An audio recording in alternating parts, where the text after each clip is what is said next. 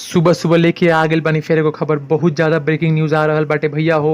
Bhojpuri superstar Golu राजा के संगे बहुत गलत भइल बाटे। जी हाँ भैया, अभी अभी रिपोर्ट आइल बाटे कि गोलू राजा के गोली लाग गइल बा। जी हाँ भैया, गोलू राजा भोजपुरी के आन बान शान काल के गई रहन शो करे। जी हाँ भैया, रोज में ठीक सुन रहल बानी, बलिया में शो करे गई रहन और गोली राजा के भैया हो लाग गइल बाटे गोली। जी हाँ भैया, गोली राजा के गोली लागल बाटे और गोलू राजा जी घायल हो चुकल बाड़े और घायल होके उनकर अस्पताल में इलाज चल रहल बा। जानी भैया पूरा का बाटे मैटर।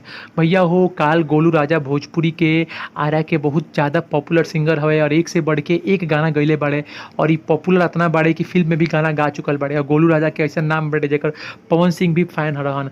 और भैया हो पियवा से पहले हमार रहलू इनके गाना रहे, इनके गाना गइला के बाद पूरा लोग कॉपी कइले रहे उ गाना के। और आज हमने के गोलू राजा भैया बलिया में शो करे गई रहन। ओकरा बाद में बलिया में भैया हवाई फायरिंग, ताबड़तोड़ फायरिंग होत रहे शो में और ओकरा बाद में का रहे गोलू राजा के लाग गई। एगो भैया हो बाह में गोली लागल रहे और एगो भैया छाती में गोली लागल रहे। लेकिन गोलू राजा के भैया ऑपरेशन अभी हो रहल बा, लेकिन अभी बतावल ई जा रहल बा कि गोलू राजा जी खतरा से बाहर बाड़े और गोलू राजा जी के आपातकालीन अस्पताल में ले जाइल गईल। और ई जन भैया घटना बाटे, ई रात के घटना बाटे, कल रात के भई रहे।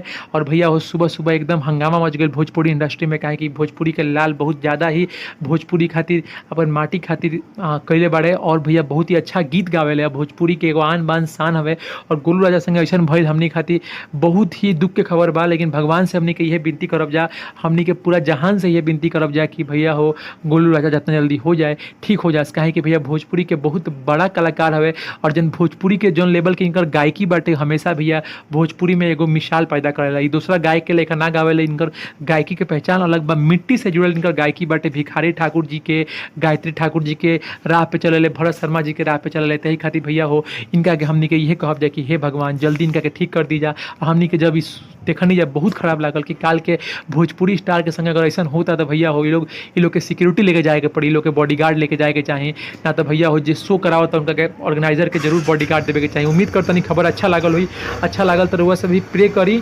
भोजपुरी स्टार ट्यूब से अविनाश के रिपोर्टिंग दिल्ली।